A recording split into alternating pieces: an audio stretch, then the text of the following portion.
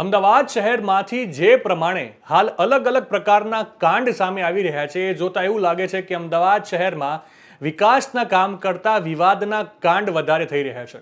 ક્યારેક ખ્યાતિ હોસ્પિટલ કાંડ, ક્યારેક તથ્યકાંડ, ક્યારેક બ્રિજ કાંડ અને હવે આ કાંડની હારમાળામાં એક નવું નામ ઉમેરાઈ ગયું છે, રાધે એકર્સ પ્લોટિંગ કાંડ.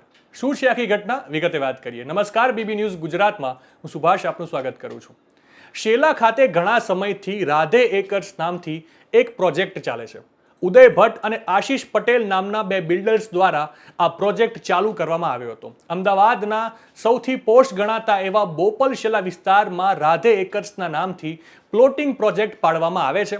મોટા પાયે પ્લોટિંગ સ્કીમનું આયોજન થાય છે, મેમ્બર્સ મળી જાય છે અને પછી બંને બિલ્ડર્સ વચ્ચે કોઈ અંગત કારણોસર માથાકૂટ થતા ઉદય ભટ્ટ અને આશીષ પટેલ પ્રોજેક્ટમાંથી અલગ થઈ જાય છે અને આ જ કારણે જે મેમ્બર્સે આ પ્લોટિંગ સ્કીમમાં પોતાનું રોકાણ કર્યું હતું એમના નાણાં આ પ્રોજેક્ટમાં હાલ ફસાઈ ગયા હોય એવું લાગી રહ્યું છે. આ બાબતે ઉદય ભટ્ટે હાલ તો ન્યાયપાલિકાના દરવાજા ખખડાવ્યા છે. હાઈકોર્ટ અને નીચલી કોર્ટ તમામ જગ્યાએ ઉદય ભટ્ટ દ્વારા અરજીઓ કરવામાં આવી રહી છે. કોર્ટમાંથી આ પ્લોટિંગ સ્કીમને લગતી નોટિસ જાહેર કરવામાં આવી છે. તદુપરાંત સમાચાર પત્રમાં પણ ઉદય ભટ્ટ દ્વારા એ નોટિસ આપવામાં આવી છે કે હવે જો કોઈ મેમ્બરે કે કોઈ વ્યક્તિ આ પ્લોટિંગ સ્કીમમાં કોઈ જાતનું રોકાણ કરે છે કે બિલ્ડરને પૈસા આપે છે તો તે બાબતની તમામ જવાબદારી જે તે મેમ્બરની રહેશે.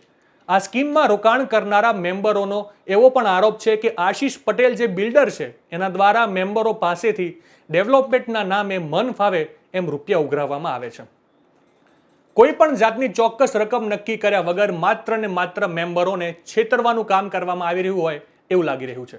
આપ હાલ જે દ્રશ્યો જોઈ રહ્યા છો તે રાધે એકર્સ પ્લોટિંગ સ્કીમના દ્રશ્યો છે, જે માત્ર ને માત્ર કાગળ પર જ આખી સ્કીમ ઊભી કરવામાં આવી હોય એવું દેખાઈ રહ્યું છે. જે પ્રમાણે પ્લોટિંગનું કામ થવું જોઈએ એવું કોઈ કામ હાલ દેખાઈ નથી રહ્યું. ખાલી એકાદ બે જગ્યાએ પ્લોટિંગનું કામ ચાલી રહ્યું હોય એવું દેખાઈ રહ્યું છે. ત્યારે હાલ તો આ પ્રોજેક્ટના બે બિલ્ડર ઉદય ભટ્ટ અને આશીષ પટેલ વચ્ચે થયેલા વિવાદના કારણે આ સ્કીમમાં રોકાણ કરનારા મેમ્બર આ વિવાદમાં પીસાઈ રહ્યા હોય એવું દેખાઈ રહ્યું છે. એક બિલ્ડર મન ફાવે તેમ રૂપિયા ઉઘરાવે છે તો બીજી તરફ સમાચાર પત્રમાં અંગત જવાબદારીવાળી નોટિસ મળી રહી છે. ત્યારે આ સમગ્ર મામલે પ્લોટમાં રોકાણ કરનારા મેમ્બરો મૂંઝવણમાં મુકાયા છે કે હવે તેમને આ કેસમાં કોણ ન્યાય પાવશે. નવા સમાચાર, નવી અપડેટ સાથે ફરી મળીશું. ત્યાં સુધી મને રજા આપશો. નમસ્કાર.